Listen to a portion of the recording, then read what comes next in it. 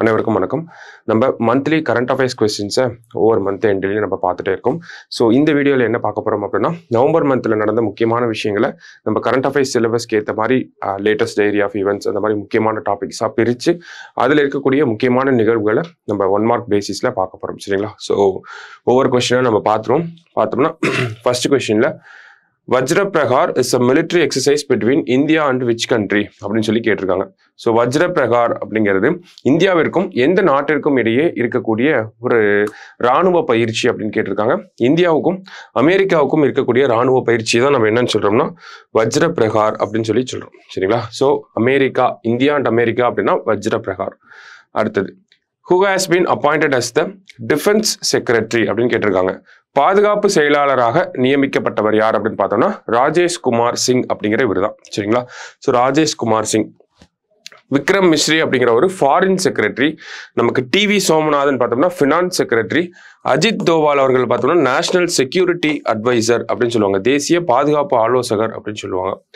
அடுத்தது, which country has included India in the cyber threat list அப்படின்னு கேட்டிருக்காங்க.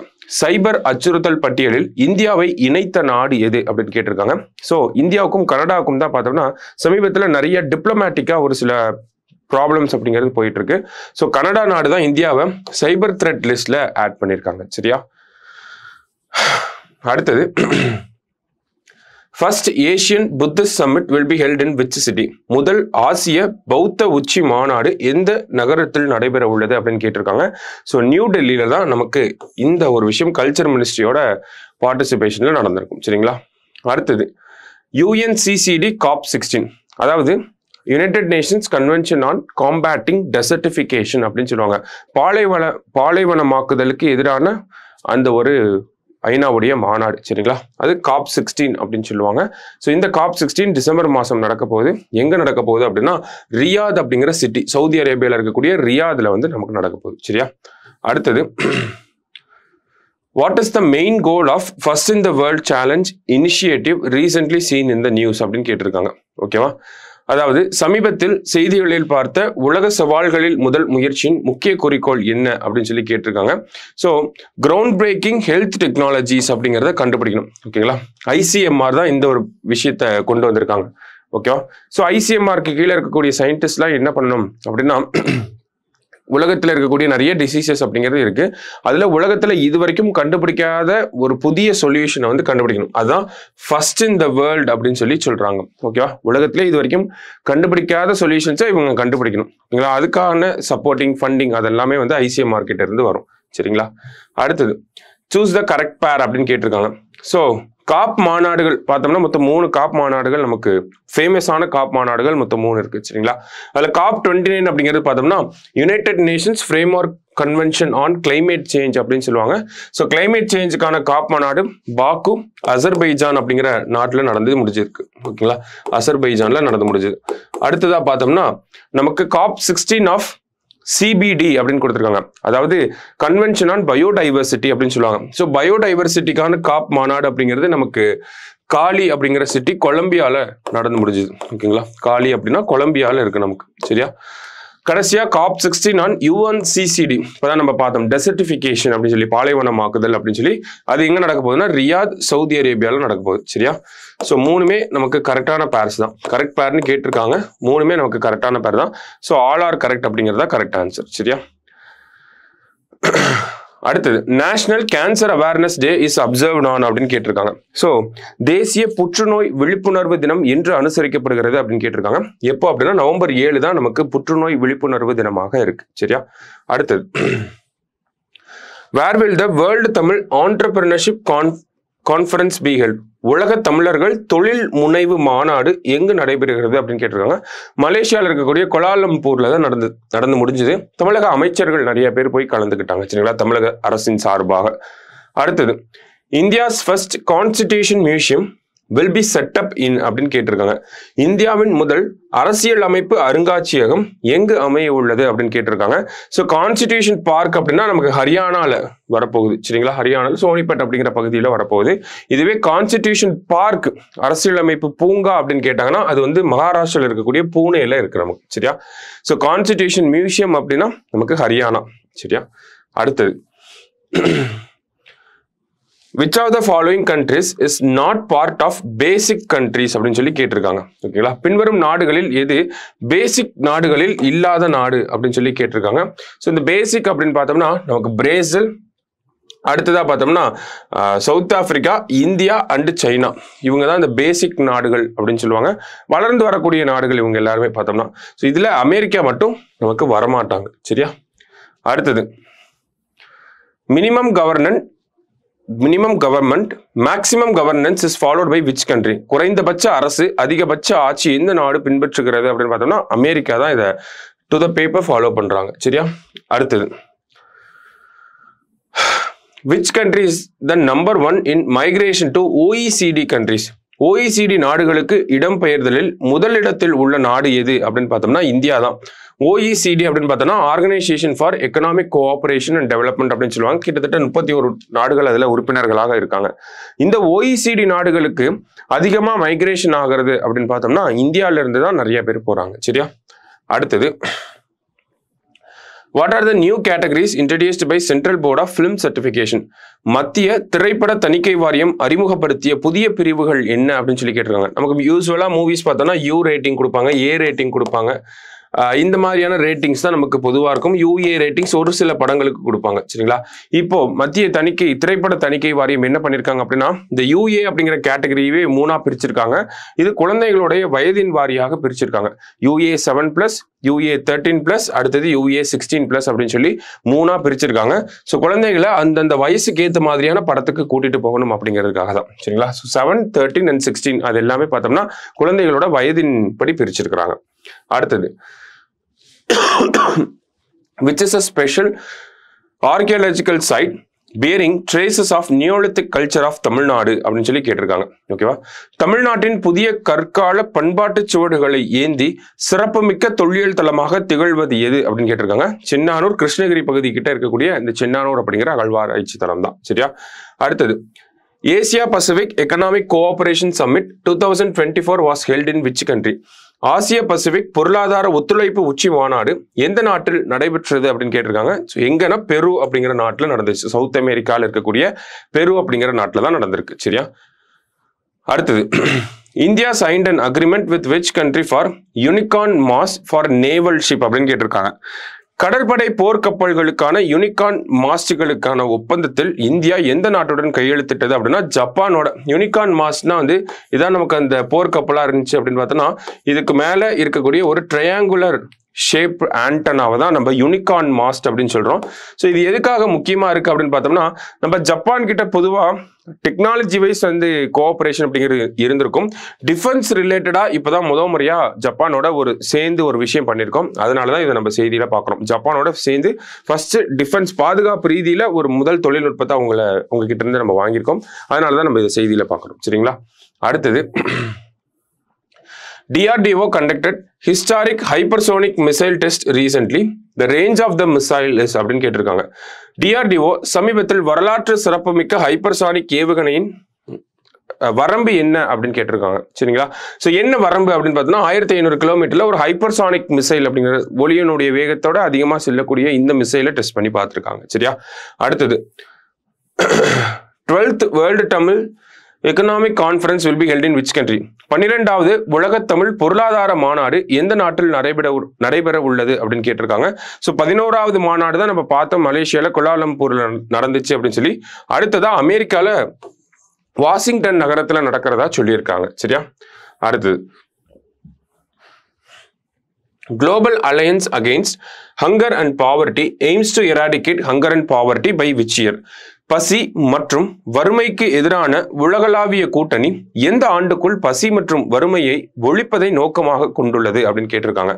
So நமக்கு இந்த பசி மற்றும் வறுமைக்கு எதிரான உலகளாவிய கூட்டணி அப்படிங்கிறது G20 மாநாடு பிரேசில்ல நடந்தப்ப பிரேசில் அரசாங்கத்தால அறிமுகப்படுத்தப்பட்ட ஒரு அமைப்பாக இருக்கு, ஒரு கூட்டணியாக இருக்கு.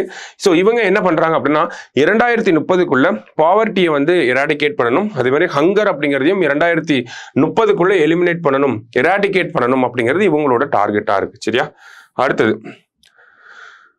the primary purpose of G20 when it was established in 1999 was அப்படின்னு கேட்டிருக்காங்க.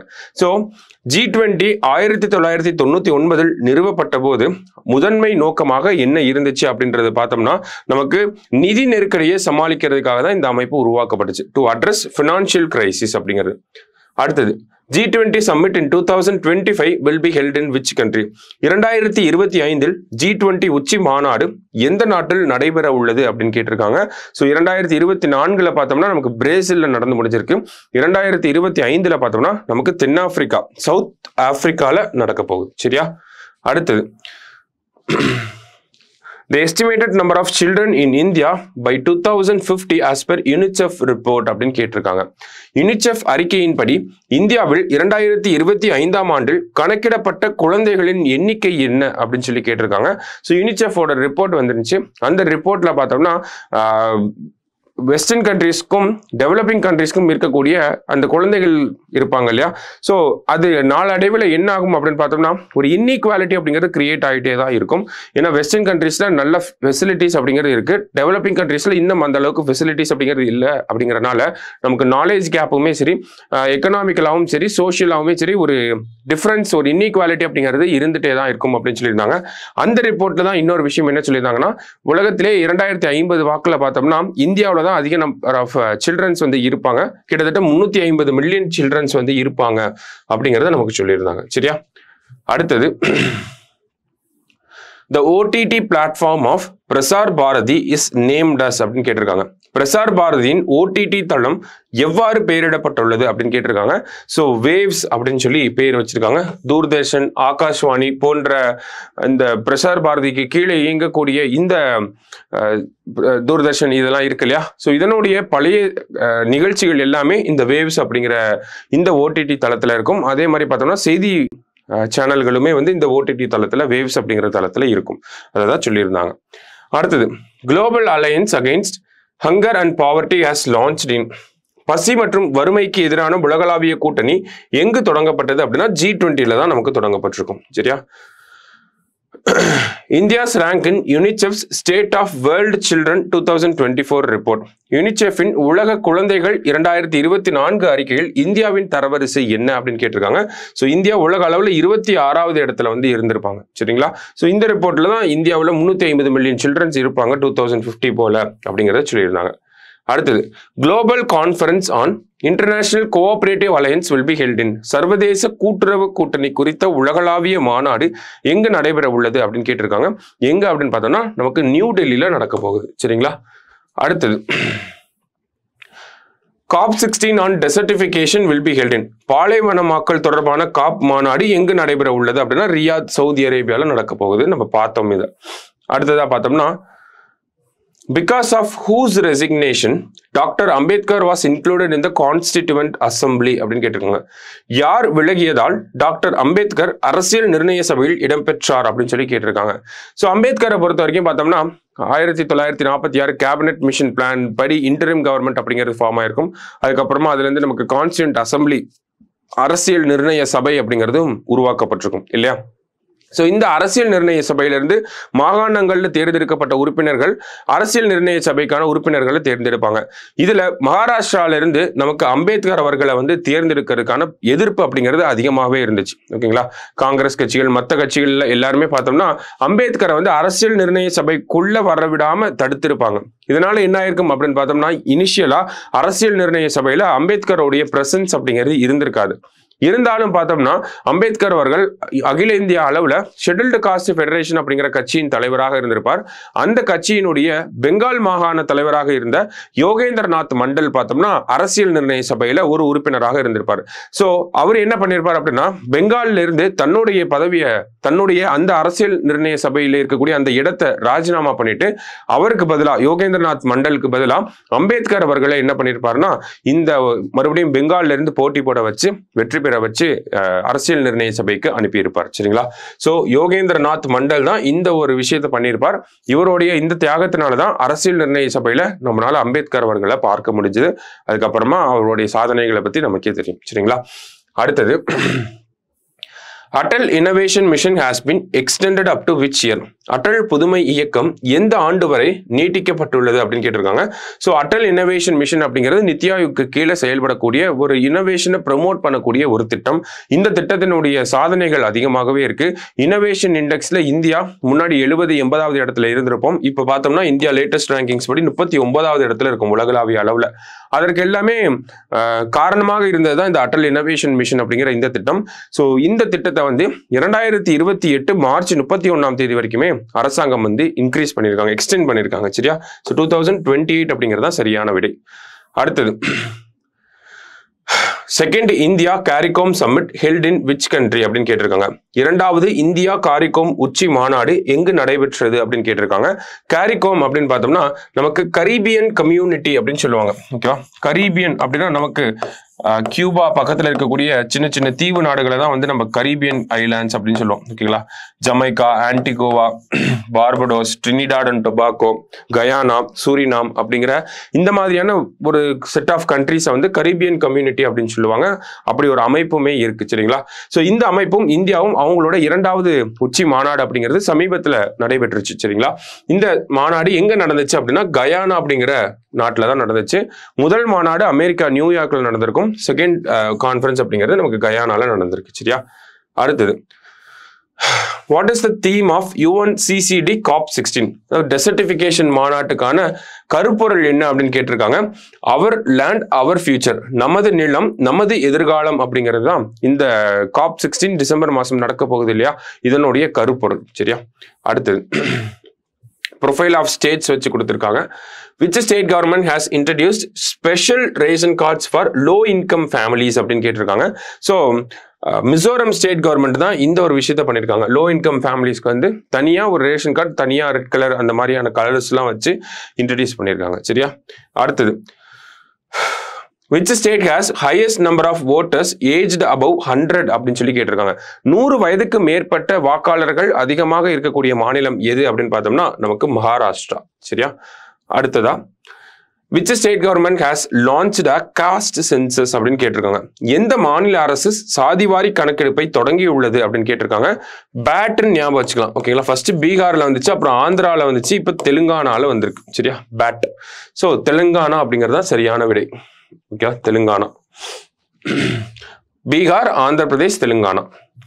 அடுத்தது, இதுல தமிழகத்தோட நிலைப்பாடு என்ன அப்படிங்கறது பார்த்தோம்னா, தமிழக அரசாங்கம் மாநில அளவுல ஒரு சாதிவாரி கணக்கெடுப்பு அப்படிங்கிறத ரெக்வஸ்ட் பண்ணாம இந்தியா அளவுல இந்தியா ஃபுல்லாவே ஒரு ஜாதிவாரி கணக்கெடுப்பு வேணும் அப்படிங்கிற கோரிக்கையை தான் தமிழக அரசாங்கம் வச்சிருக்காங்க. அடுத்தது, what is the toll-free helpline number introduced by Tamil Nadu Election Department to get voter list information? தமிழக தேர்தல் துறை அறிமுகப்படுத்திய வாக்காளர் பட்டியல் தகவல் பெற கட்டணம் இல்லாத உதவி எண் என்ன அப்படின்னு சொல்லி கேட்டிருக்காங்க. 1950 அப்படிங்கிறதா அந்த கட்டணம் இல்லாத உதவி எண். ஓட்டர் லிஸ்ட்ல இருக்கக்கூடிய தேவையான இன்ஃபர்மேஷன்ஸ் நம்ம தெரிஞ்சுக்கணும் அப்படின்னா இந்த நம்பருக்கு நம்ம கால் பண்ணலாம். சரியா?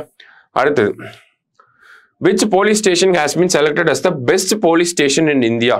இந்தியாவின் சிறந்த காவல் நிலையமாக தேர்ந்தெடுக்கப்பட்ட காவல் நிலையம் எது அப்படின்னா ஒடிசாவில் இருக்கக்கூடிய பட்டாபூர் காவல் நிலையம். கிட்டத்தட்ட 300 ஆண்டுகளா செயல்பட்டு வரக்கூடிய இந்த காவல் நிலையம் தான் இந்தியாவோட பெஸ்ட் போலீஸ் ஸ்டேஷன் சொல்லி ஹோம் மினிஸ்ட்ரி நமக்கு கொடுத்துருக்காங்க. So Pattapur in Odisha. சரியா?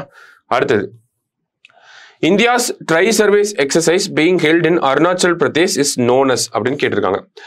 அருணாச்சல பிரதேசத்தில் நடைபெறும் இந்தியாவின் முப்படை பயிற்சி எவ்வாறு அழைக்கப்படுகிறது அப்படின்னு கேட்டிருக்காங்க. ஸோ பூர்வி பிரகார் அப்படின்னு சொல்றாங்க. அந்த எக்ஸசைஸோட பேர் என்னன்னு தெரிஞ்சுக்கிறோம்.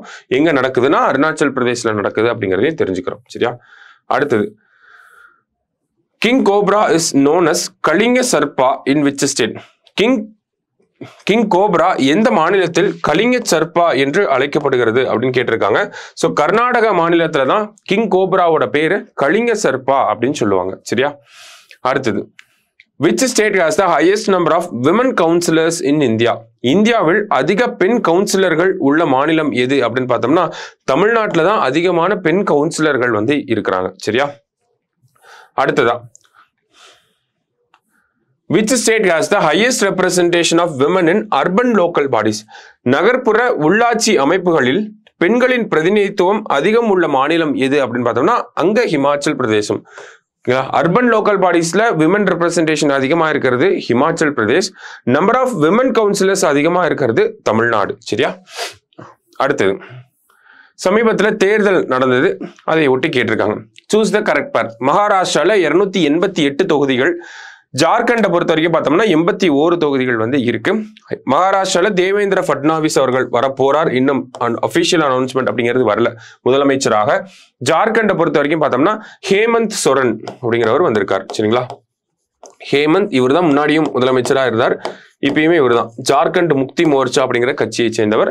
ஸோ 2 இணைகளுமே நமக்கு சரியான இணைகள் தான். சரியா? அடுத்தது, where has the first 24-hour online court in the country started functioning அப்படின்னு கேட்டிருக்காங்க. நாட்டிலேயே முதல் முறையாக 24 மணி நேர ஆன்லைன் நீதிமன்றம் எங்கு செயல்பட தொடங்கியுள்ளது அப்படின்னு கேட்டிருக்காங்க. ஸோ இது முழுக்க முழுக்க பார்த்தோம்னா ஆன்லைன்லேயே கேஸ் ஃபைல் பண்ணிக்கலாம். விட்னஸ் அப்பியரன்ஸ் அப்படிங்கிறதும் ஆன்லைன்லேயே இருக்கும். கேஸ் ஃபுல் ஹியரிங் எல்லாமே ஆன்லைன்லேயே இருக்கும். ஜட்ஜ்மெண்ட்டுமே ஆன்லைனில் தான். நோ ஃபிசிக்கல் டாக்குமெண்ட்ஸ், ஃபிசிக்கலாக எந்த ஒரு டாக்குமெண்ட்ஸுமே சப்மிட் பண்ண தேவையில்ல, எல்லாமே ஆன்லைனில் அப்லோட் பண்ணுறது தான்.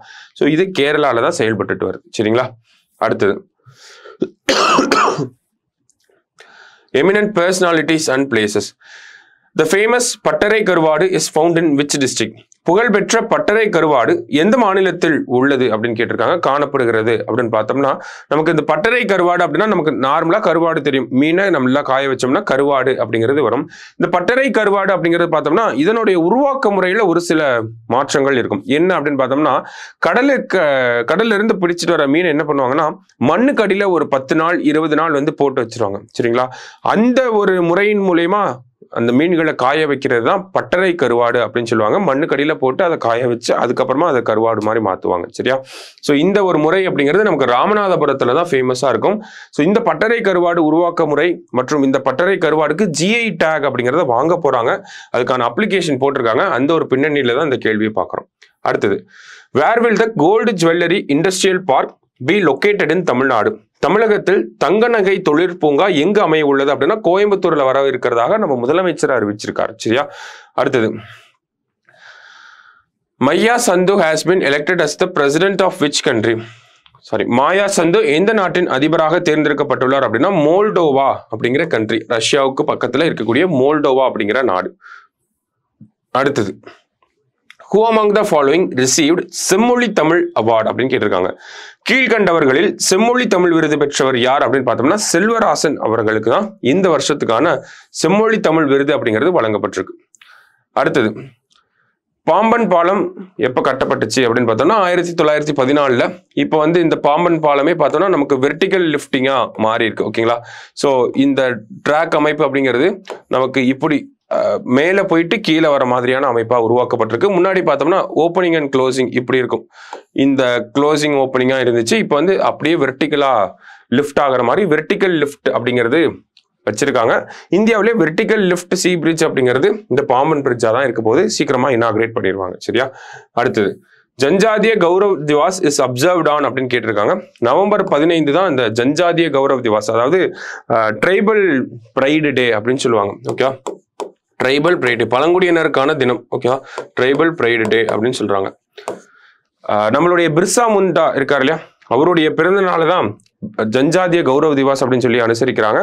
150வது பிறந்த நாள் இந்த வருஷம் நடந்துச்சு அவருக்கு. சரிங்களா? 150வது birth anniversary. Right, next one பார்த்தோம்னா ஸ்போர்ட்ஸ் ரிலேட்டடா.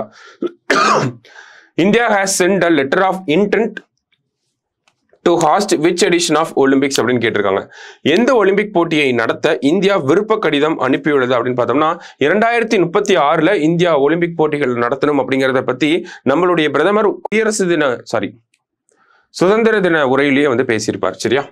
அடுத்தது, which city is the host of Women's Asian Hockey Champions Trophy 2024? பெண்கள் ஆசிய ஹாக்கி சாம்பியன்ஸ் டிராபி 2024 எந்த நகரத்தில் நடைபெற்றது அப்படின்னா பீகார்ல இருக்கக்கூடிய ராஜ்கிர் அப்படிங்கிற இந்த நகரத்துல தான் நடைபெற்றிருக்கும். சரிங்களா? அடுத்தது, India will ஹாஸ்ட் it's first ever kho kho tournament in which year? India தனது முதல் கொக்கோ போட்டியை எந்த ஆண்டில் நடத்துகிறது அப்படின்னு பார்த்தோம்னா 2025 நடத்த போறாங்க. சரியா? நியூ டெல்லியில தான் இது நடக்க போகுது. அடுத்தது, FIDE World Chess Championship 2024 will be held in FIDE உலக செஸ் சாம்பியன்ஷிப் 2024 எங்கு நடைபெற உள்ளது? நம்மளுடைய குகேஸ் அண்ட் சைனாவோட லின் அவங்க ரெண்டு பேரும் போட்டி போடக்கூடிய இந்த செஸ் சாம்பியன்ஷிப் சிங்கப்பூர்ல தான் நடக்க போகுது. சரிங்களா? அடுத்தது, Who among the following translated மாதொரு Pagan from Tamil to French அப்படின்னு கேட்டிருக்காங்க. ஓகேவா? பின்வருவனவற்றில் மாதொரு பாகனை தமிழில் இருந்து பிரெஞ்சுக்கு மொழிபெயர்த்தவர் யார் அப்படின்னு பார்த்தோம்னா லெட்டிசியா இபானஸ் அப்படிங்கிற இவங்க தான் மொழிபெயர்த்து இருக்காங்க. சரியா? அடுத்தது, நேஷனல் பிரஸ் டே அப்படிங்கிறது பார்த்தோம்னா நவம்பர் 16 நேஷனல் பிரஸ் டேவா இருக்கு. அடுத்ததா பார்த்தோம்னா Who is the head of the committee that examines giving scheduled caste status to Dalit converts அப்படின்னு கேட்டிருக்காங்க. சரியா? ஸோ மதம் மாறியவர்களுக்கு பட்டியல் இனத்தவர் அந்தஸ்து வழங்குவதை ஆராயும் குழுவின் தலைவர் யார் அப்படின்னு சொல்லி கேட்டிருக்காங்க. ஸோ மத்திய அரசாங்கம் போடப்பட்ட குழு, இதோடைய தலைவர் பாலகிருஷ்ணன் அவர்கள். சரிங்களா? அடுத்தது, which section of the constitution states that states can acquire all private property for public use அப்படின்னு கேட்டிருக்காங்க. பொதுநல பயன்பாட்டுக்காக அனைத்து தனியார் சொத்துக்களையும் மாநிலங்கள் கையகப்படுத்தலாம் என கூறும் அரசியலமைப்பின் பிரிவு எது அப்படின்னு கேட்டிருக்காங்க. ஆர்டிகல் 39B தான் இதை பத்தி சொல்லுது. நமக்கு சமீபத்தில் இதை பத்தின ஒரு உச்சநீதிமன்ற தீர்ப்பு வந்துச்சு. அரசாங்கங்கள் பார்த்தோம்னா எல்லா சொத்துக்களையுமே, எல்லா தனியார் சொத்துக்களையும் வாங்குவதற்கு உரிமைகள் இருந்தாலுமே அவசியமா பொதுநல பயன்பாட்டுக்காக இருந்தா மட்டும்தான் அந்த சொத்துக்களை வாங்கணும்.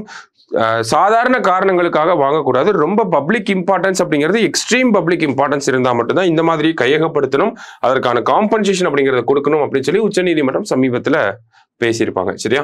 அடுத்தது, who is appointed as the chief electoral officer of Tamil Nadu? தமிழக தலைமை தேர்தல் அதிகாரியாக நியமிக்கப்பட்டவர் யார் அப்படின்னு பார்த்தோம்னா அர்ச்சனா பட்நாயக். இந்த அர்ச்சனா பட்நாயக் தான் பார்த்தோம்னா தமிழ்நாடோட first women chief electoral officer. இது வரைக்கும் இந்த ஒரு பதவியில பெண்களை வந்து அமர்த்தினதே கிடையாது. முதல் பெண்ணாக யார் வந்திருக்காங்க அப்படின்னா அர்ச்சனா பட்நாயக் அவர்கள் தான் வந்திருக்காங்க. சரியா? அடுத்தது, The longest served chief justice of India யாரு அப்படின்னு கேட்டிருக்காங்க. இந்தியாவில் அதிக காலம் பதவி வகித்த தலைமை நீதிபதி யார் அப்படின்னா DY சந்திரஜூத். இப்போ 50வது சீஃப் ஜஸ்டிஸா இருந்தார் இல்லையா? ஸோ இவருடைய அப்பா YV சந்திரஜூத் கிட்டத்தட்ட 7 வருஷம் பார்த்தோம்னா சீஃப் ஜஸ்டிஸா இருந்திருப்பார். இருக்கிறதுலே கம்மியான நாட்கள்னா கமல் நாராயண் சிங் கிட்டத்தட்ட ஒரு 2 வாரங்கள் மட்டும்தான் இவர் சீஃப் ஜஸ்டிஸா இருந்திருப்பார். Harilal Kania first chief justice of India. சரியா? அடுத்தது, chief electoral officer of a state is appointed by. ஒரு மாநிலத்தின் தலைமை தேர்தல் அதிகாரி யாரால் நியமிக்கப்படுகிறார் அப்படின்னு பார்த்தா இந்த மாதிரியான கேள்விகளை எதிர்பார்க்கலாம். சரிங்களா? யார் அப்பாயிண்ட் பண்றாங்க அப்படின்னா எலெக்ஷன் கமிஷன் தான் அப்பாயிண்ட் பண்றாங்க. சரியா? நம்ம கவர்னர்னு போட்டக்கூடாது, பிரசிடென்ட்னு போட்டக்கூடாது, எலெக்ஷன் கமிஷன் தான் இதை அப்பாயிண்ட் பண்றாங்க. அடுத்தது, which of the following article deals with the borrowing of state governments? பின்வரும் சரத்துகளில் எது மாநில அரசுகள் கடன் வாங்குவது பற்றி கூறுகிறது அப்படின்னு பார்த்தோம்னா ஆர்டிகல் 293. ஓகேங்களா? ஸோ இந்த ஆர்டிகல் 293 அப்படிங்கிறது கவர்மெண்ட் ஆஃப் இந்தியா ஆக்ட் 1935 இருந்து எடுக்கப்பட்ட ஒரு ப்ரொவிஷன் தான். ஓகேங்களா? மாநில அரசுகள் எந்தெந்த சூழ்நிலைகள்ல கடன் வாங்க முடியும் அப்படிங்கிறத பத்தி இந்த ஆர்டிகல் நமக்கு சொல்லும். ஆர்டிகல் 293. ஸோ ஒரு மாநில அரசாங்கம் அவங்க கிட்ட இருக்கக்கூடிய கன்சாலிடேட்டட் ஃபண்ட் ஆஃப் த ஸ்டேட்டை செக்யூரிட்டியா வச்சு ஆர்டிகல் 293 பேஸ் பண்ணி நம்ம ஒரு கடனை வாங்க முடியும். சரிங்களா? ஸோ கேரள அரசாங்கம் இந்த மாதிரி கடன் வாங்கணும் அப்படின்னு சொல்லி கேட்டிருப்பாங்க. மத்திய அரசாங்கம் கேரள அரசாங்கத்துக்கிட்ட நீங்க வாங்கக்கூடாது அப்படின்னு சொல்லியிருப்பாங்க. ஏன் அப்படின்னு பார்த்தோம்னா கேரள அரசாங்கம் ஆல்ரெடி நிறைய கடன்களை வாங்கி வச்சிருக்காங்க. ஸோ ஒரு மாநில அரசாங்கத்தோட ஜிடிபியில இவ்வளவு பர்சன்டேஜ் தான் கடன் வாங்கணும் அப்படிங்கிறது இருக்கு. ஒரு 3% தான் கடன் வாங்கணும் அப்படிங்கிறது இருக்கு. கேரள அரசாங்கம் அதையும் தாண்டி கடன் வாங்கியிருக்காங்க அப்படின்னு ஒரு குற்றச்சாட்டு வைக்கப்பட்டு சென்ட்ரல் கவர்மெண்ட் இந்த ஒரு அனுமதியை மறுத்திருந்தாங்க. அந்த பின்னணியில வந்த ஒரு கேள்விதான் இது. சரியா? அடுத்தது, provisions relating to the borrowing of state government was adopted from அப்படின்னு கேட்டிருக்காங்க. மாநில அரசு கடன் வாங்குவது தொடர்பான விதிகள் எதிலிருந்து ஏற்றுக்கொள்ளப்பட்டது அப்படின்னா 1935 ஆக்ட்ல இருந்து எடுத்திருப்பாங்க. சரியா? அடுத்தது, in which case Supreme Court observed that secularism is a basic feature of Indian Constitution. மதச்சார்பின்மை இந்திய அரசியல் அமைப்பின் அடிப்படை அம்சம் என்று உச்சநீதிமன்றம் எந்த வழக்கில் குறிப்பிட்டது அப்படின்னு பார்த்தோம்னா நமக்கு SR பொம்மை வழக்குல தான் செக்குலாரிசம் பத்தி பேசியிருப்பாங்க. சரியா? சமீபத்தில் கூட ஒரு வழக்குல பேசியிருப்பாங்க. செக்குலாரிசம் அண்ட் சோசியலிசம் அப்படின்னு இருக்கக்கூடிய 2 வார்த்தைகள் நமக்கு முகப்புரையில பிரியாம்பிள் இருக்கக்கூடிய சோசியலிஸ்ட் அண்ட் செக்குலார் அப்படிங்கிற டேர்ம்ஸ் வந்து இன்வாலிட் பண்ணணும். ஏன்னா நமக்கு ஒரிஜினல் கான்ஸ்டிடியூஷன்ல அந்த டேர்ம்ஸ் இல்ல. 42nd அமெண்ட்மெண்ட் ஆக்ட் 1976ல தான் இந்த டேர்ம்ஸ் வந்து சேர்க்கப்பட்டது. இதை வந்து கேன்சல் பண்ணணும் அப்படின்னு சொல்லி உச்சநீதிமன்றத்துல வழக்குகள் போடப்பட்டிருந்துச்சு. இருந்தாலுமே உச்சநீதிமன்றம் என்ன சொல்லியிருக்காங்க அப்படின்னா, செக்குலாரிசம் அப்படிங்கிறது எஸ்ஆர் பொம்மை வழக்கின்படி பார்க்குறப்ப நமக்கு இது ஒரு பேசிக் ஃபீச்சர் ஆஃப் த கான்ஸ்டிடியூஷனா இருக்கு. அதே மாதிரி பார்த்தோம்னா சோசியலிசம் அப்படிங்கிறது நம்மளோட எக்கானமி சோசியலிஸ்ட் பிரின்சிபல்ஸை ஃபாலோ பண்ணணுங்கிற அர்த்தத்தை எடுத்துக்க முடியாது. சோசியலிசம் அப்படிங்கிறது சோசியல் அண்ட் எக்கனாமிக் ஜஸ்டிஸை ப்ரொமோட் பண்றதுக்காக தான் அந்த வார்த்தைகள் சேர்க்கப்பட்டிருக்கு. அதனால செக்குலாரிசம் அண்ட் சோசியலிசம் அப்படிங்கிற இந்த வார்த்தைகளை எங்களால நீக்க முடியாது அப்படின்னு சொல்லி உச்சநீதிமன்றம் தீர்ப்பு சொல்லியிருக்காங்க. சரியா? அடுத்ததா பார்த்தோம்னா theme of 75th constitution day, 75வது அரசியலமைப்பு தினத்தின் கருப்பொருள் என்ன அப்படின்னு பார்த்தோம்னா, our constitution our self respect அப்படிங்கிறது தான். நமது அரசியலமைப்பு நமது சுயமரியாதை அப்படிங்கிறது. அடுத்தது, president unveiled the translation of constitution in which language, எந்த மொழியில் அரசியலமைப்பின் மொழிபெயர்ப்பை ஜனாதிபதி வெளியிட்டார் அப்படின்னு பார்த்தோம்னா, சமஸ்கிருதம் மற்றும் மைத்திலி அப்படிங்கிற இந்த 2 மொழிகள்ல நமக்கு மொழிபெயர்ப்பு செய்யப்பட்டிருந்துச்சு நம்மளுடைய அரசியலமைப்பு. அது 2 தான் நம்மளுடைய ஜனாதிபதி வெளியிட்டிருப்பாங்க. ஓகேவா? சமஸ்கிருதம் மற்றும் மைத்திலி அப்படிங்கிற இந்த 2 மொழிகள். அடுத்ததாக,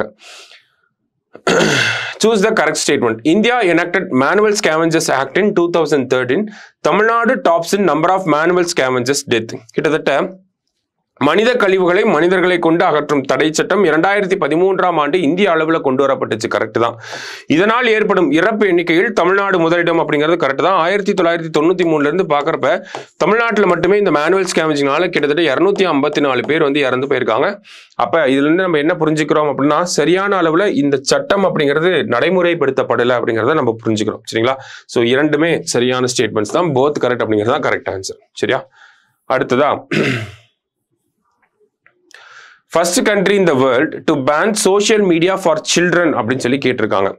குழந்தைகளுக்கு சமூக ஊடகங்களை தடை செய்த உலகின் முதல் நாடு யார் அப்படின்னா ஆஸ்திரேலியா. 16 வயசுக்கு உட்பட்ட குழந்தைகளுக்கு சோஷியல் மீடியா அப்படிங்கிறத ஆஸ்திரேலியாவில் பேன் பண்ணியிருக்காங்க. அதற்கான சட்டம் இயற்றப்பட்டிருக்கு. அடுத்தது, which organisation has formed its first all women battalion அப்படின்னு கேட்டிருக்காங்க. எந்த அமைப்பு அதன் முதல் அனைத்து பெண்கள் படைப்பிரிவை உருவாக்கி உள்ளது அப்படின்னு பார்த்தோம்னா, சென்ட்ரல் இண்டஸ்ட்ரியல் செக்யூரிட்டி ஃபோர்ஸ் அவங்களுடைய ஃபர்ஸ்ட் ஆல் உமன் பட்டாலியன் அப்படிங்கிறத உருவாக்கி இருக்காங்க. இவங்க தான் பார்த்தோம்னா நமக்கு மியூசியம்ஸ்ல, ஏர்போர்ட்ஸ்ல இந்த மாதிரியான இடங்கள்ல பாதுகாப்பு கொடுக்கக்கூடிய ஒரு ஃபோர்ஸா இருக்காங்க. சரியா?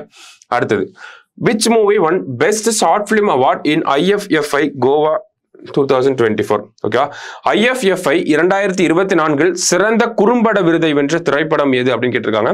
ஸோ IFFI அப்படின்னா இன்டர்நேஷனல் பிலிம் ஃபெஸ்டிவல் இந்தியா அப்படின்னு நம்ம சொல்றோம். கிட்டத்தட்ட எப்பயுமே நமக்கு கோவால தான் நடக்கும். கோவா அப்படிங்கிறது பெர்மனன்ட் வென்யூ. ஏன்னா 2002 இருந்து இந்த இன்டர்நேஷனல் பிலிம் ஃபெஸ்டிவல் இந்தியா அப்படிங்கிறது நமக்கு கோவால தான் நடக்கும் அப்படிங்கறது அரசாங்கமே சொல்லியிருக்காங்க. ஸோ வருஷம் நமக்கு கோவால தான் நடக்குது. இதுல குறும்பட விருது அப்படிங்கிறது குல்லு அப்படிங்கிற இந்த படத்துக்கு தான் போயிருக்கும். சரிங்களா? அடுத்ததா, which state has the highest rate of child marriage? குழந்தை திருமணம் அதிகமாக நடைபெறும் மாநிலம் எது அப்படின்னு பார்த்தோம்னா மேற்கு வங்கத்தில் அதிகமாக நடைபெறுது. அசாமை பொறுத்த வரைக்கும் பார்த்தோம்னா அதிகமாக குழந்தை திருமணங்களை கம்மி பண்ண மாநிலம் அப்படின்னு பார்த்தோம்னா அது அசாம். குழந்தை திருமணங்களை அதிக அளவில் ரெடியூஸ் பண்ண அந்த கம்மி பண்ண மாநிலம் யாரு அப்படின்னா அது அசாம். அதிகமாக நடக்கிறது எங்க அப்படின்னா வெஸ்ட் பெங்கால். சரியா? அடுத்தது, which state has brought a legislation to increase marriage age of women from 18 to 21? பெண்களின் திருமண வயதை 18 இருந்து 21 உயர்த்த சட்டம் கொண்டு வந்த மாநிலம் எது அப்படின்னு கேட்டிருக்காங்க. ஸோ ஹிமாச்சல பிரதேஷ் அரசாங்கம் தான் இதற்கான சட்டம் அப்படிங்கிறத கொண்டு வந்திருந்தாங்க. இந்திய அளவில் பார்த்தோம்னா நமக்கு ஜெயா ஜெட்லி அப்படின்னு சொல்லி ஒரு ஆணையம் போடப்பட்டுச்சு. ஓகேங்களா? ஸோ இந்த ஜெயா ஜெட்லி ஆணையம் என்ன பரிந்துரையை கொடுத்திருப்பாங்க அப்படின்னா பெண்களுடைய திருமண வயது அப்படிங்கிறத 18 இருந்து 21 உயர்த்தலாம் அப்படின்னு சொல்லி ஒரு ரெக்கமெண்டேஷனை கொடுத்திருப்பாங்க. இந்த ரெக்கமெண்டேஷனை பேஸ் பண்ணி பாராளுமன்றத்தில் ஒரு மசோதா அப்படிங்கிறது கொண்டு வரப்பட்டுச்சு. இந்த மசோதா பார்த்தோம்னா 30 பேர் கொண்ட ஒரு பாராளுமன்ற குழு மத்தியில இந்த மசோதா அப்படிங்கிறது நிலுவையில் இருக்கு. சரிங்களா? ஸோ அதனுடைய அந்த பில்லுக்கு என்னாச்சுன்னு இப்ப தெரியல, பிராங்கா சொல்லணும் அப்படின்னா. ஸோ 18 இருந்து 21 கொண்டு வர்றதுக்கான இந்த மசோதா அப்படிங்கிறது அதற்கு அப்புறம் தான் ஹிமாச்சல பிரதேச அரசாங்கம் இந்த ஒரு விஷயத்த பண்ணியிருப்பாங்க. சரியா? ரைட். அடுத்ததா பார்த்தோம்னா global plastics treaty negotiations are being held இன். உலகளாவிய பிளாஸ்டிக் ஒப்பந்தம் தொடர்பான பேச்சுவார்த்தைகள் எங்க நடக்குது அப்படின்னு பார்த்தோம்னா பூசான் அப்படிங்கிற சிட்டி சவுத் கொரியால இருக்கு. சரியா? ஸோ இங்கதான் இந்த குளோபல் பிளாஸ்டிக்ஸ் ட்ரீட்டிக்கான நெகோசியேஷன் அப்படிங்கிறது நடந்துட்டு இருக்கு. நெகோசியேஷன்ஸ் முடிஞ்சு ஒரு ட்ரீட்டி வந்ததுக்கு அப்புறம் அதை பத்தி டீப்பா பார்க்கலாம் நம்ம. சரியா? அடுத்தது choose the correct statement. Child marriage in India has reduced to 47% in 2006 முன்னாடி சொல்லியிருப்பாங்க. ஓகேங்களா? to 23% in 2019-21 since the introduction of Child Marriage Act. Child Marriage Act கொண்டு வரப்ப 47% இருந்துச்சு. இப்போ 2021 வரை பார்க்குறப்ப நமக்கு 23% தான் இருக்கு அப்படிங்கிறத சொல்லியிருக்காங்க. Center has planned to reduce child marriage rate by below 5% by 2029. Central government என்ன சொல்லியிருக்காங்க அப்படின்னு பார்த்தோம்னா இந்த சைல்டு மேரேஜ் குழந்தை திருமண விகிதம் அப்படிங்கிறத ஒவ்வொரு மாநிலத்திலையும் ஒவ்வொரு யூனியன் பிரதேசத்திலையும் 2029க்குள்ள 5% கீழே கொண்டு வரணும் அப்படிங்கிறது மத்திய அரசாங்கத்துடைய இலக்காக இருக்கு. ஓகேங்களா? அப்ப ரெண்டுமே நமக்கு இந்த இடத்துல கரெக்டான ஸ்டேட்மெண்ட் தான். ஸோ போத் கரெக்ட் அப்படிங்கிறதா கரெக்ட் ஆன்சர். சரிங்களா? ஸோ இதற்காக மத்திய அரசாங்கம் என்ன பண்ணியிருக்காங்க அப்படின்னா சைல்டு மேரேஜ் முக்து பாரத் அபியான் அப்படின்னு சொல்லி ஒன்று கொண்டு வந்திருக்காங்க. ஓகேவா? சைல்டு மேரேஜ் ஃப்ரீ இந்தியா, அதான் இந்த பால் விவாஹ் முக்து பாரத் அபியான் சொல்லி ஹிந்தியில கொண்டு வந்திருந்தாங்க. இங்கிலீஷ்ல பார்த்தோம்னா சைல்டு மேரேஜ் ஃப்ரீ இந்தியா அப்படிங்கிற ஒரு திட்டம் இதற்காக தான் கொண்டு வரப்பட்டிருக்கு. அதனுடைய நோக்கம் இந்த 2வது பாயிண்ட் தான் அதோட நோக்கமாகவும் இருக்கு. 2029க்குள்ள இந்த குழந்தை திருமண விகிதங்கள் அப்படிங்கிறது 5% கீழே கொண்டு வரணும் அப்படிங்கிறது. அடுத்தது ISRO is set to launch European Union's sun observatory mission named as அப்படின்னு கேட்டிருக்காங்க. ஸோ இஸ்ரோ ஐரோப்பிய யூனியனின் சூரிய கண்காணிப்பு திட்டத்தினை விண்ணில் செலுத்த உள்ளது. அதன் பெயர் என்ன அப்படின்னு பார்த்தோம்னா ப்ரோபா 3. ஆக்சுவலி December 4 இன்னைக்கு தான் அது லான்ச் போக போகுது. சரிங்களா? அடுத்தது த அப்ஜெக்டிவ் ஆஃப் PM வித்யலட்சுமி அப்படின்னு கேட்டிருக்காங்க. பிரதமர் வித்யலட்சுமி திட்டத்தின் நோக்கம் என்ன அப்படின்னு பார்த்தோம்னா ஃபினான்ஷியல் சப்போர்ட் அப்படிங்கறத ஹையர் எஜுகேஷனுக்கு கொடுக்க போறாங்க. சரிங்களா? நமக்கு இது கொலேட்ரல் ஃப்ரீ லோனா இருக்க போகுது. எந்த ஒரு செக்யூரிட்டியுமே இல்லாம நமக்கு மத்திய அரசாங்கம் கடன்களை கொடுப்பாங்க நம்மளுடைய உயர்கல்விக்காக. சரியா? அடுத்தது 10 லட்சம் ரூபாய் வரைக்கும் அதுல கடன் கொடுக்க போறாங்க. வருஷம் கொடுப்பாங்க, 4 வருஷமும். சரியா? அடுத்தது how many activities does the Tamil Nadu artificial intelligence mission is going to focus on. Tamil Nadu செயற்கை நுண்ணறிவு இயக்கம் எத்தனை செயல்பாடுகளில் கவனம் செலுத்த உள்ளது அப்படின்னு கேட்டிருக்காங்க. மொத்தம் 8 செயல்பாடுகளை இந்த ஆர்டிபிஷியல் இன்டெலிஜென்ஸ் மிஷன் எய்ம் அப்படின்னு சொல்லுவாங்க. TN எய்ம் அப்படிங்கிறத இந்த திட்டத்தினுடைய பேர். 8 ஏரியாஸை ஃபோக்கஸ் பண்ண போகுது. சரிங்களா? அடுத்தது Tamil Nadu government is set to increase funding granted under இன்னுயிர் காப்போம் டு ஹவு மெனி ருபீஸ். தமிழக அரசு இன்னுயிர் காப்போம் திட்டத்தின் கீழ் வழங்கப்படும் நிதியை எத்தனை ரூபாயாக உயர்த்த உள்ளது அப்படின்னு கேட்டிருக்காங்க. முதல்ல எவ்வளவு ரூபாய் கொடுக்குறாங்க அப்படின்னா 1 லட்சம் ரூபாய். அந்த ஆக்சிடென்ட் ஆகி முதல் 48 மணி நேரங்களுக்கு 1 லட்சம் ரூபாய் வரைக்கும் ஆகக்கூடிய செலவுகளை அரசாங்கமே ஏத்துப்பாங்க. சரிங்களா? ஸோ இந்த 1 லட்சம் ரூபாய் அப்படிங்கிறத 2 லட்சம் ரூபாயாக உயர்த்த போறாங்க. அதை பத்தின அறிவிப்பு இன்னும் சீக்கிரமாவே வெளியாகும் அப்படிங்கிறத எதிர்பார்க்கலாம் நம்ம. சரியா? அடுத்தது ப்ராஜெக்ட் சௌரிய கதா இஸ் ரிலேட்டட் டு. சௌரிய கதா திட்டம் அப்படிங்கறத பார்த்தோம்னா நமக்கு டிஃபென்ஸ் செக்டாரோட ரிலேட் ஆகி வரக்கூடிய ஒரு திட்டம் தான். சரிங்களா? அடுத்ததா பார்த்தோம்னா carbon credit trading scheme was set up through which act. Carbon credit trading திட்டம் அப்படிங்கிறது எந்த சட்டத்தின் மூலம் உருவாக்கப்பட்டுச்சு அப்படிங்கிறத பார்த்தோம்னா நமக்கு எனர்ஜி கன்சர்வேஷன் ஆக்ட் 2022 அமெண்ட் பண்ணியிருப்பாங்க. சரிங்களா? அதற்கு கீழே தான் இந்த கார்பன் கிரெடிட் ட்ரேடிங் ஸ்கீம், அதாவது கார்பன் மார்க்கெட் அப்படிங்கிறத இந்தியாவில் உருவாக்கியிருப்பாங்க. அதனுடைய பேர் தான் இந்த கார்பன் கிரெடிட் ட்ரேடிங் ஸ்கீம் அப்படின்னு சொல்றாங்க. சரியா? அடுத்தது the second phase of ஊட்டச்சத்தை உறுதி செய் scheme will be launched in which district. ஊட்டச்சத்தை உறுதி செய் திட்டத்தின் 2ஆம் கட்டம் எந்த மாவட்டத்தில் தொடங்கப்படும் அப்படின்னு கேட்டிருக்காங்க. ஸோ ஊட்டச்சத்தை உறுதி செய் அப்படிங்கிற திட்டம் முதல் கட்டத்தில் பார்த்தோம்னா நமக்கு குழந்தைகளை ஃபோக்கஸ் பண்ணி இருந்திருக்கும். இதனுடைய 2ஆம் கட்டம் அரியலூர் மாவட்டத்தில் தொடங்கப்பட்டுச்சு. இந்த 2ஆம் கட்டம் அப்படிங்கிறது பார்த்தோம்னா நமக்கு தாய்மார்களை மையப்படுத்தி இந்த திட்டம் இருக்க போது தாய்மார்களுக்கு அந்த சத்துணவு பெட்டகம் அப்படிங்கிறத இந்த திட்டத்துக்கு கீழே வழங்க போறாங்க. ஊட்டச்சத்தை உறுதி செய் பேரிலே இருக்கு. தாய்மார்கள் மற்றும் குழந்தைகளுடைய ஊட்டச்சத்தை அதிகப்படுத்தணும் அப்படிங்கிற நோக்கத்தோட தான் இந்த ஒரு திட்டம் செயல்படுத்தப்பட்டு வருது. சரிங்களா? அடுத்ததா பார்த்தோம்னா which district had the highest number of students benefited from புதுமை பெண் ஸ்கீம். புதுமை பெண் திட்டத்தால் அதிக மாணவர்கள் பயனடைந்த மாவட்டம் எது அப்படின்னா சேலம் மாவட்டம் தான் அதிக பயனாளிகள் பெற்ற மாவட்டமாக இருக்கு. சரியா? அடுத்தது the primary objective of மகிழ் முற்றம் ஸ்கீம் அப்படின்னு கேட்டிருக்காங்க. ஓகேவா? மகிழ்முற்றம் திட்டத்தின் முதன்மை நோக்கம் என்ன அப்படின்னு பார்த்தோம்னா பள்ளி மாணவர்களிடையே அவங்களுக்கு வந்து லீடர்ஷிப் ட்ரைனிங் அப்படிங்கறது கொடுக்கறது.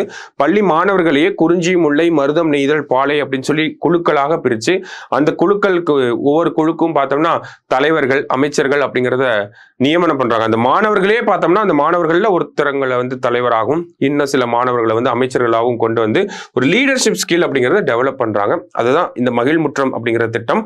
தமிழ்நாட்டில் இருக்கக்கூடிய அனைத்து அரசு பள்ளிகளிலும் இந்த திட்டம் செயல்படுத்தப்பட்டு வருது. சரிங்களா? அடுத்தது, one nation one subscription scheme is related to which sector? ஒரு தேசம் ஒரே சந்தா திட்டம் எந்த துறையுடன் தொடர்புடையது அப்படின்னு பார்த்தோம்னா நமக்கு காலேஜஸ்லாம் படிக்கிறப்ப மினி ப்ராஜெக்ட்லாம் பண்றதுக்கு நிறைய ரிசர்ச் பேப்பர்ஸை தேடி இருப்போம், ஜேர்னல்ஸை நிறைய தேடி இருப்போம். ஸோ இந்த மாதிரியான ஜேர்னல்ஸ்லாம் நம்ம எடுத்து படிக்கிறப்ப என்ன ஆகும்னா கொஞ்சம் பேஜ் படிப்போம், அதுக்கப்புறமா சப்ஸ்கிரைப் பண்ணாதான் நம்மளால படிக்க முடியும் அப்படிங்கிறது வந்துடும். சரிங்களா? ஸோ இதை தான் என்ன பண்றாங்க அப்படின்னா ஒன் நேஷன் ஒன் சப்ஸ்கிரிப்ஷன் அப்படிங்கிற ஸ்கீமுக்கு கீழே ஒரு போர்ட்டல் கிரியேட் பண்றாங்க. இந்த சென்ட்ரல் லெவல் போர்ட்டல்ல பார்த்தோம்னா எல்லா விதமான research journals, research articles, magazines, papers எல்லாமே இருக்க போகுது. நம்ம ஒரு டைம் சப்ஸ்கிரிப்ஷன் பண்ணா போதும், எல்லாத்தையுமே நம்மளால ஆக்சஸ் பண்ணிக்க முடியும். சரிங்களா? ஸோ இது எதுக்காக அப்படின்னா எஜுகேஷன் இம்ப்ரூவ் பண்ணும், இனோவேஷனை இம்ப்ரூவ் பண்ணும் அப்படிங்கிறதுக்காக தான் மத்திய அரசாங்கம் இந்த ஒரே சந்தா அப்படிங்கிற இந்த திட்டத்தை கொண்டு வராங்க. அடுத்தது, பால் Vivah Mukt Bharat Abhiyan will be implemented in how many states? பால் விவாஹ் முக்த் பாரத் அபியான் எத்தனை மாநிலங்களில் செயல்படுத்தப்படும் அப்படின்னா 7 மாநிலங்கள்ல செயல்படுத்தப்பட போறாங்க. சரி, அசாம், வெஸ்ட் பெங்கால், ஆந்திர பிரதேஷ், தெலுங்கானா, இந்த மாதிரி குழந்தை திருமணங்கள் அதிகமாக இருக்கக்கூடிய மாநிலங்கள்ல இந்த திட்டம் செயல்படுத்தப்பட போறாங்க. சரியா? அடுத்தது, which of the following committee highlighted the need for a robust database that includes both citizens and non-citizens அப்படின்னு கேட்டிருக்காங்க. குடிமக்கள் மற்றும் குடிமக்கள் அல்லாதவர்கள் இருவரையும் உள்ளடக்கிய ஒரு வலுவான தரவுதளத்தின் அவசியத்தை பின்வரும் எந்த குழு எடுத்துரைத்தது அப்படின்னு பார்த்தோம்னா சுப்பிரமணியம் கமிட்டி. இவங்க தான் இந்த நேஷனல் ரெஜிஸ்டர் ஆஃப் சிட்டிசன்ஸ் அது கட்டாயம் எடுக்கணும் அப்படிங்கிறத பத்தி சொல்லியிருப்பாங்க. சரியா? ஸோ சுப்பிரமணியம் குழு. அடுத்தது, ஜாகிரபி ரிலேட்டடா, which state has announced heat waves as state specific disaster அப்படின்னு கேட்டிருக்காங்க. ஸோ எந்த மாநிலம் அப்படின்னா தமிழ்நாடு அரசாங்கம் தான் ஹீட் வேவ்ஸை ஒரு டிசாஸ்டர் அப்படின்னு சொல்லியிருக்காங்க. ஸோ ஹீட் வேவ்ஸை பொறுத்த வரைக்கும் பார்த்தோம்னா நமக்கு இதற்கு அப்புறமா ஹீட் வேவ்ஸ்னால யாராவது இறந்து போறாங்க அப்படின்னா அந்த குடும்பங்களுக்கு 5 லட்சம் ரூபாய் வந்து தமிழக அரசாங்கம் நிவாரண நிதியாக கொடுக்க போறாங்க. சரியா? அடுத்ததா, which is the most polluted city in the world அப்படின்னு கேட்டிருக்காங்க. மாசுபட்ட நகரம் உலகிலேயே பார்த்தோம்னா லாகூர் அப்படிங்கிறது தான். இவங்களோட ஏர் குவாலிட்டி இண்டெக்ஸ் 1500க்கும் மேல போயிருச்சு. நம்ம டெல்லியவே ரொம்ப மோசமான மாசுபட்ட நகரம் அப்படின்னு சொல்றோம். இவங்களோட ஏர் குவாலிட்டி இண்டெக்ஸ் பார்த்தோம்னா 450 to 500 ரேஞ்சில் இருக்கும். சரிங்களா? ஒவ்வொரு நாளும் மாறக்கூடிய இலக்குகள் தான் இந்த ஏர் குவாலிட்டி இண்டெக்ஸ் அப்படிங்கிறது. ஆனால் லாகூர்ல பார்த்தோம்னா 1000க்கும் மேல போயிருச்சு. சரிங்களா? அதனாலதான் உலகிலேயே மிகவும் மாசுபட்ட நகரம் அப்படின்னு சொல்றோம். அடுத்ததா பார்த்தோம்னா which of the following is a successor framework to Hugo framework அப்படின்னு கேட்டிருக்காங்க. பின்வருவனவற்றில் எது ஹியூகோ கட்டமைப்பின் வாரிசு கட்டமைப்பாகும்? இந்த ஹியூகோ அப்படிங்கிறது பார்த்தோம்னா 2005 15 வரைக்கும் நடைமுறையில் இருந்திருக்கும். இதை ரீப்ளேஸ் பண்ணிட்டு தான் நமக்கு இப்ப செண்டாய் ஃப்ரேம்வொர்க் அப்படிங்கிறது வந்திருக்கு. இது 2015 2030 வரைக்கும் இந்த செண்டாய் ஃப்ரேம்வொர்க் அப்படிங்கிறது இருக்கும். சரிங்களா? டிசாஸ்டர் ரிலேட்டடா இருக்கக்கூடிய ஃப்ரேம்வொர்க் தான் செண்டாய் அப்படிங்கிறது. ஜப்பான்ல இருக்கக்கூடிய ஒரு சிட்டி. சரியா?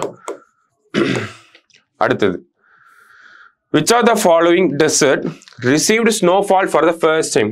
பின்வரும் எந்த பாலைவனம் முதல் முறையாக பனிப்பொழிவை பெற்றது அப்படின்னா சவுதி அரேபியால இருக்கக்கூடிய ஒரு பாலைவனம் தான். சரிங்களா? சவுதி அரேபியன் டெசர்ட் அப்படின்னு சொல்லுவாங்க. அடுத்தது, which ministry of the government of India has launched Tulip e-marketplaces for the artisans of marginalized communities அப்படின்னு கேட்டிருக்காங்க. ஓகேவா? ஸோ இந்திய அரசாங்கத்தின்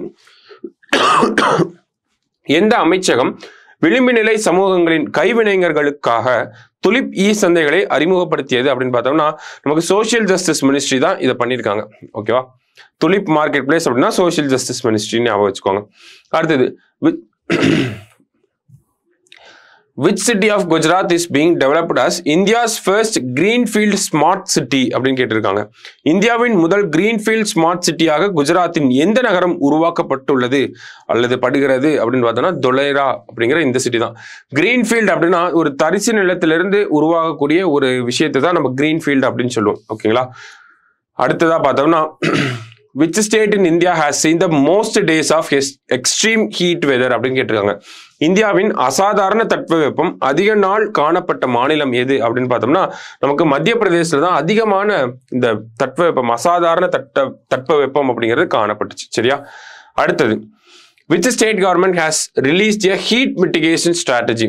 எந்த மாநில அரசு வெப்பத்தை குறைக்கும் உத்தியை வெளியிட்டுள்ளது அப்படின்னு கேட்டிருக்காங்க. தமிழ்நாடு ஹீட் மிட்டிகேஷன் ஸ்ட்ராட்டஜி அப்படிங்கிறத தமிழ்நாடு அரசாங்கம் தான் வெளியிட்டிருக்காங்க. தமிழ்நாடு அரசாங்கத்தினுடைய நமக்கு ஸ்டேட் பிளானிங் கமிஷன் இவங்க தான் வந்து இந்த தமிழ்நாடு ஹீட் மிட்டிகேஷன் ஸ்ட்ராட்டஜி அப்படிங்கிறத நமக்கு ரிலீஸ் பண்ணியிருக்காங்க. சரியா? அடுத்ததா பார்த்தோம்னா which article of the Paris Agreement talks about carbon market அப்படின்னு கேட்டிருக்காங்க. பாரிஸ் ஒப்பந்தத்தின் எந்த சரத்து கார்பன் சந்தையை பற்றி பேசுகிறது அப்படின்னு பார்த்தோம்னா நமக்கு article 6 of Paris agreement talks about carbon market. சரியா? ஸோ சமீபத்தில் கார்பன் மார்க்கெட் எஸ்டாப்ளிஷ் பண்றதுக்கு காப் மாநாடுல ஒப்புதல் அப்படிங்கிறது அளிக்கப்பட்டிருக்கு. அந்த ஒரு பின்னணியில நம்ம பார்க்கறோம். அடுத்ததா, The Solomon Islands are located in which one of the following oceans அப்படின்னு கேட்டிருக்காங்க. சாலமன் தீவுகள் பின்வரும் எந்த பெருங்கடலில் அமைந்துள்ளது அப்படின்னு பார்த்தோம்னா பசிபிக் ஓஷன்ல இருக்கு. நிறைய கோரல் ரீஃப்ஸை வந்து கண்டுபிடிச்சிருக்காங்க. அதனாலதான் இதை நம்ம பார்க்குறோம். சரியா? அடுத்தது, central government is planning to make which part of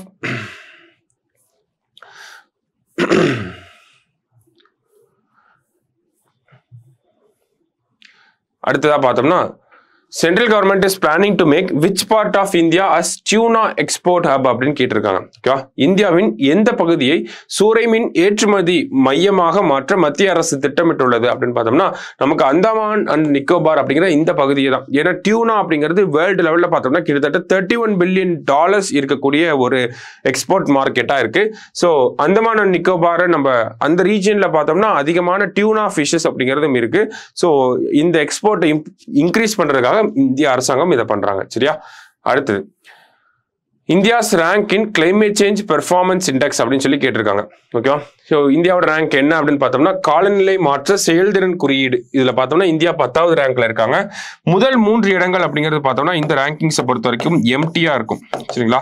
ஏன்னா எந்த நாடுகளுமே அந்த ஒரு நிலையை அடையலை அப்படிங்கிற காரணத்தினால 4வது இடத்துல யார் இருக்காங்க அப்படின்னு பார்த்தோம்னா டென்மார்க் அப்படிங்கிற நாடு இருக்காங்க. சரியா?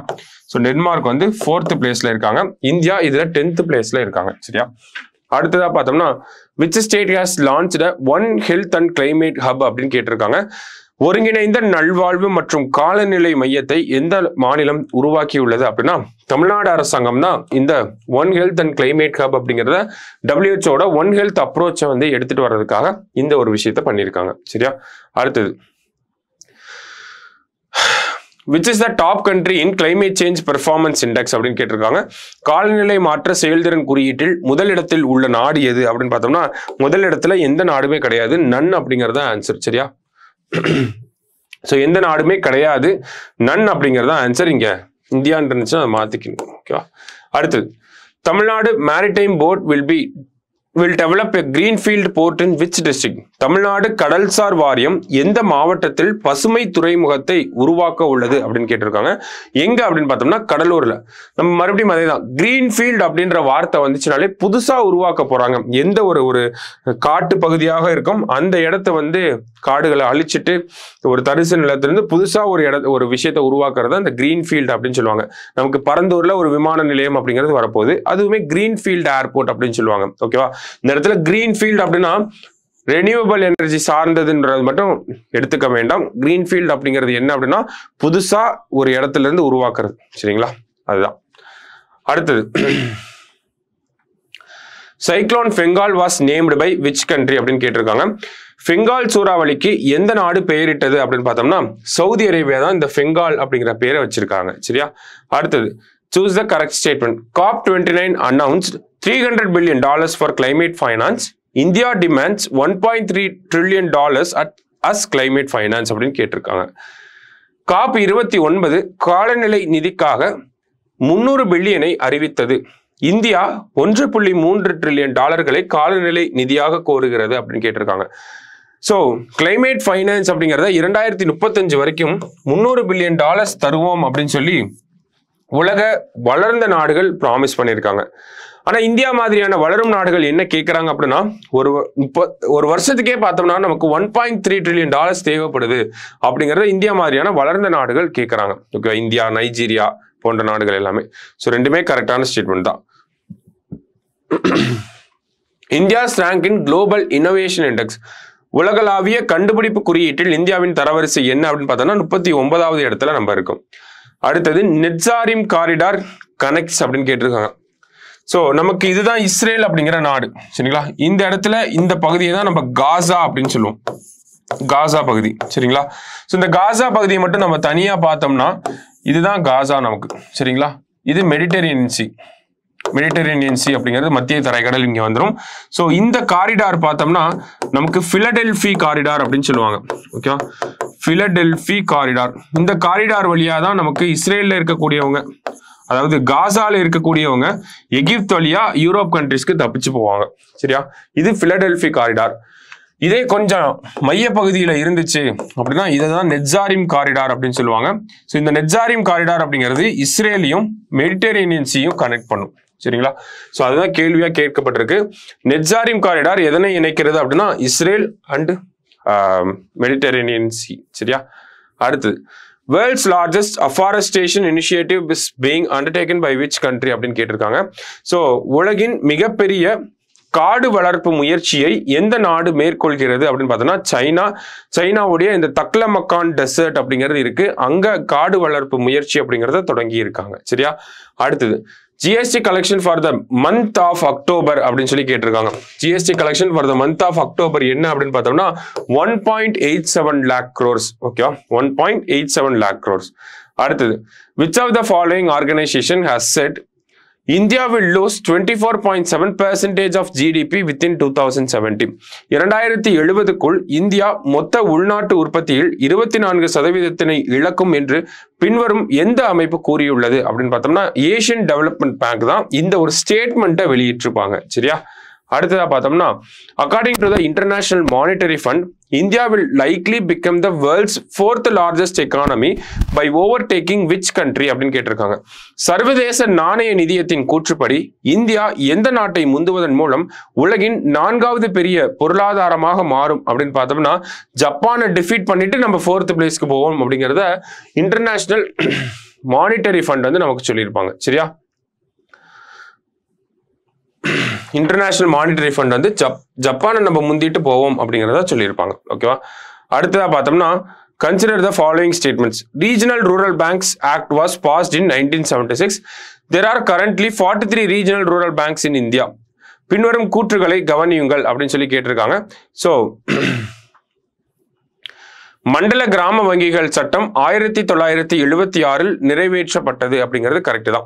இதுல இந்தியாவில் தற்போது பார்த்தோம்னா 43 கிராம வங்கிகள் அப்படிங்கிறது இருக்கு. இதையும் கம்மி பண்ணி ஒருங்கிணைத்து 21 கிராம வங்கிகளாக கொண்டு வரதுக்கான செய்திகள் வெளியாகி இருந்துச்சு. அந்த பின்னணியில தான் நம்ம பார்க்கிறோம். இரண்டுமே சரிதான், சரியா. அடுத்ததா பார்த்தோம்னா adaptation gap report is released by, தழுவல் இடைவெளி அறிக்கை யாரால் வெளியிடப்பட்டது அப்படின்னு பார்த்தோம்னா United Nations Environment Programme adaptation ரிலேட்டடா இருக்கக்கூடிய ஒரு ரிப்போர்ட், சரியா. அடுத்தது where is India in the list of stock markets that have raised the most funds through IPOs? IPO மூலம் அதிக நிதி திரட்டிய பங்குச்சந்தை வரிசையில் இந்தியா எந்த இடத்தில் உள்ளது அப்படின்னு பார்த்தோம்னா 2வது இடத்துல. IPO அப்படின்னா என்ன அப்படின்னு பார்த்தோம்னா இனிஷியல் பப்ளிக் ஆஃபரிங் அப்படின்னு சொல்லுவாங்க. ஸ்டாக் மார்க்கெட் ரிலேட்டடா இருக்கக்கூடிய ஒரு டேர்ம், சரிங்களா. எக்கனாமிக்ஸ்ல நமக்கு ரிலேட் ஆகிற டேர்ம் தான் initial public offering. Initial public ஆஃபரிங்னா புதுசா ஒரு ஸ்டார்ட் அப்பை நான் உருவாக்குறேன், இல்ல ஒரு கம்பெனி நான் உருவாக்குறேன், நான் என்னோட ஸ்டாக்ஸை ஃபர்ஸ்ட் டைமா ஸ்டாக் மார்க்கெட்ல வெளியிடுவேன் இல்லையா.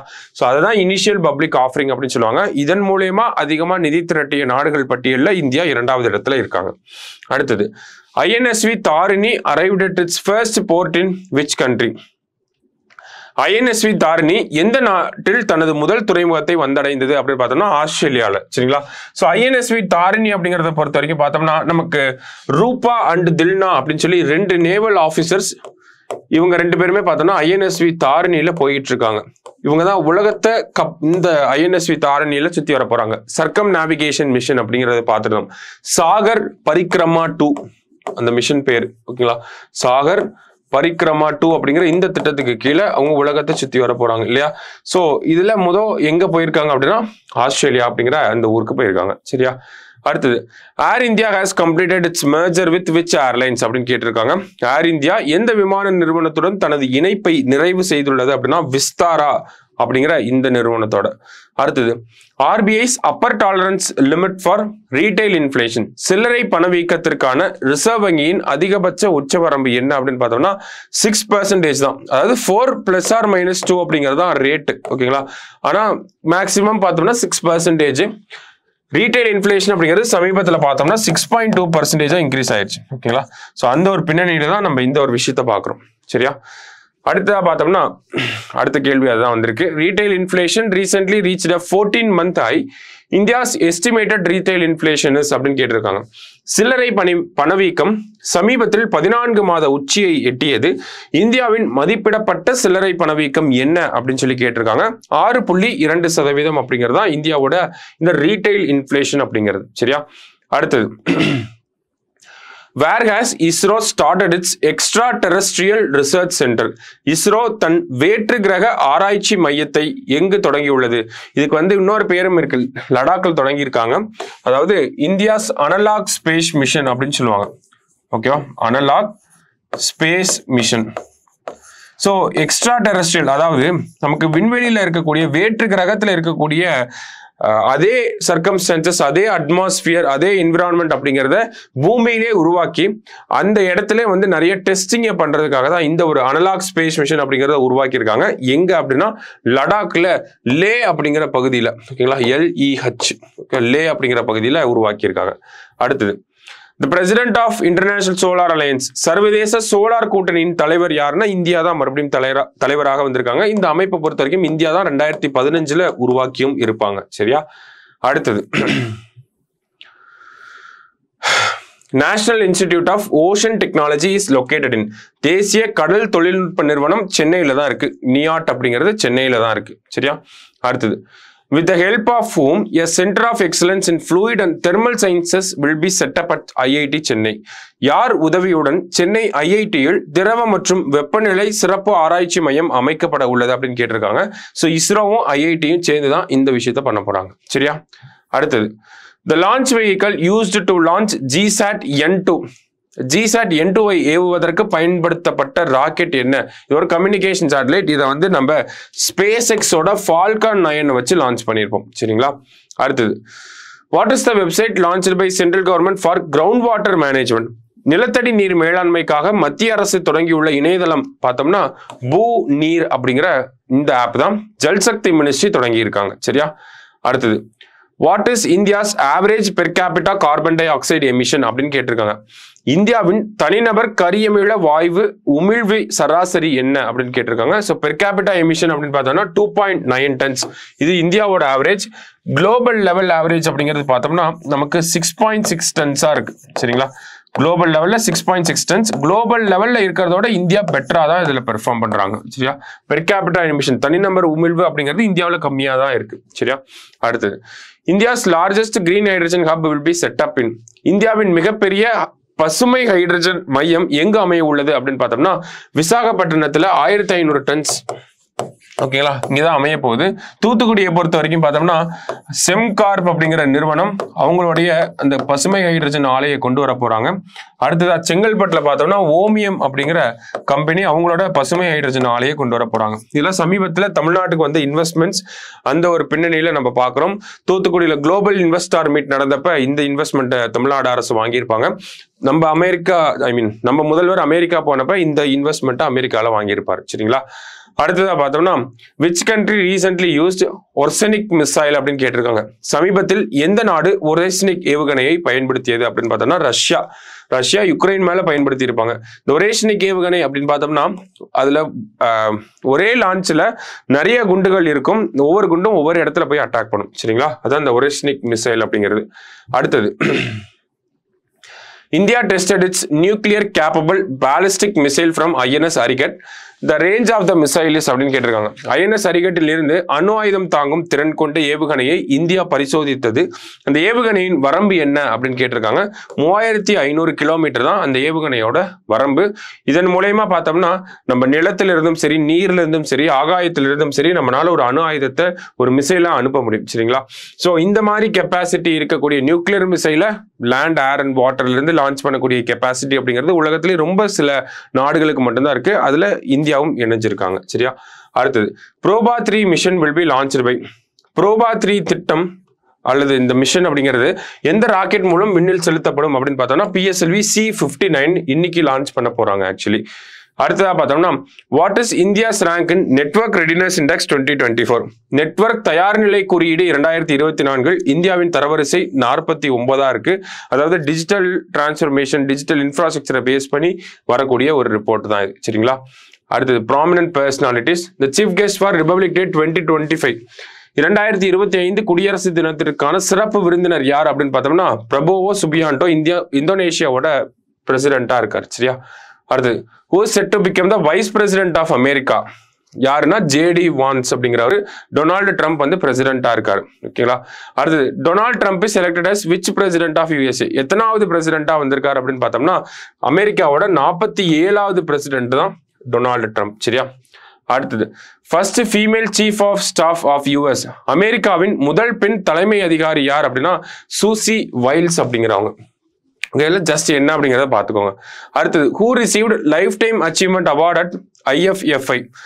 அதாவது இந்த இன்டர்நேஷனல் பிலிம் ஃபெஸ்டிவல் இந்தியா அப்படிங்கிறது. ஓகேவா? இதுல வாழ்நாள் சாதனையாளர் விருதை பெற்றவர் யார் அப்படின்னு பார்த்தோம்னா பிலிப் நோய்ஸ் அப்படிங்கிற ஆஸ்திரேலியாவை சேர்ந்த பிலிம் மேக்கர், மூவி டைரக்டர். சரியா? Next one, which of the following author won the Booker Prize 2024. பின்வரும் எந்த எழுத்தாளர் 2024ஆம் ஆண்டுக்கான புக்கர் பரிசை வென்றார் அப்படின்னு பார்த்தோம்னா சமந்தா ஹார்வே. என்ன புத்தகம் அப்படின்னு பார்த்தோம்னா ஆர்பிட்டல் அப்படிங்கிற இந்த புத்தகத்துக்காக தான் இவங்களுக்கு இந்த புக்கர் பிரைஸ் அப்படிங்கிறது வழங்கப்பட்டிருக்கு. சரியா? அடுத்ததா first women to command and Indian naval ship. இந்திய கடற்படை கப்பலுக்கு தலைமை தாங்கிய முதல் பெண் யார் அப்படின்னு பார்த்தோம்னா பிரேர்னா தியோஸ்தலே அப்படிங்கிற இவங்க தான். சரியா? அடுத்தது who will receive Dominican Republic's highest award. Dominican ரிபப்ளிக்கின் உயரிய விருது யாருக்கு வழங்கப்பட உள்ளது அப்படின்னு பார்த்தோம்னா நம்மளுடைய பிரைம் மினிஸ்டருக்கு தான். டொமினிக்கன் ரிபப்ளிக், நைஜீரியா, டொமினிகா அப்படிங்கிற ஒரு சில நாடுகள் அவங்களுடைய உயரிய விருதுகளை நம்ம பிரதமருக்கு கொடுத்திருக்காங்க. சரியா? அடுத்தது Harini Amarasuriya has been appointed as the prime minister of which country. Harini Amarasuriya எந்த நாட்டின் பிரதமராக நியமிக்கப்பட்டுள்ளார் அப்படின்னு பார்த்தோம்னா இலங்கையோட பிரதமராக. சமீபத்தில் எலெக்ஷன் முடிஞ்சது, அந்த பேசிஸ்ல கொஸ்டின் வந்திருக்கு. சரியா? அடுத்து Indira Gandhi piece price was awarded to. Indira Gandhi அமைதி பரிசு 2023 யாருக்கு வழங்கப்பட்டது அப்படின்னா டேனியல் பேரன்போயிம் அப்படிங்கிற மியூசிஷியன், அடுத்தது அலி அபு அவாத் அப்படிங்கிற பாலஸ்தீனை சேர்ந்த ஒரு பீஸ் ஆக்டிவிஸ்ட். இவங்க 2 பேருக்கு தான் இந்த விருது இந்திரா காந்தி பீஸ் பிரைஸ் அப்படிங்கிறது வழங்கப்பட்டிருக்கு. சரியா? அடுத்தது who has been appointed as the comptroller and auditor general of India. தலைமை கணக்கு தணிக்கையாளராக ஆர்டிகல் 148 படி யார் அப்பாயிண்ட் பண்ணியிருக்காங்க அப்படின்னு பார்த்தோம்னா சஞ்சய் மூர்த்தி அவர்களை வந்து அப்பாயிண்ட் பண்ணியிருக்காங்க. அடுத்ததா பார்த்தோம்னா International Criminal Court has ordered the arrest of which leader. சர்வதேச குற்றவியல் நீதிமன்றம் எந்த தலைவரை கைது செய்ய உத்தரவிட்டுள்ளது அப்படின்னு பார்த்தோம்னா பெஞ்சமின் நெட்டன்யூ அப்படிங்கிற இஸ்ரேலோடைய பிரைம் மினிஸ்டர். இவரை தான் வந்து கைது செய்ய சொல்லி இன்டர்நேஷனல் கிரிமினல் கோர்ட் சொல்லியிருக்காங்க. கடைசியா பார்த்தோம்னா Hemant Soren is set to become the chief minister of which state. Hemant Soren எந்த மாநிலத்தின் முதல்வராக பதவியேற்க உள்ளார் அப்படின்னு பார்த்தோம்னா ஜார்க்கண்டோடைய முதல்வராக வரப்போறார். சரிங்களா? ஸோ இந்த வீடியோவில் பார்த்தோம்னா நம்ம நவம்பர் மந்த்ல வந்து முக்கியமான கரண்ட் அஃபேர்ஸ் எல்லாத்தையும் பார்த்துருக்கோம். ஸோ PDF அட்டாச் பண்ணியிருப்பாங்க, எடுத்து நீங்களும் ஒரு தடவை படிச்சுக்கோங்க. நன்றி.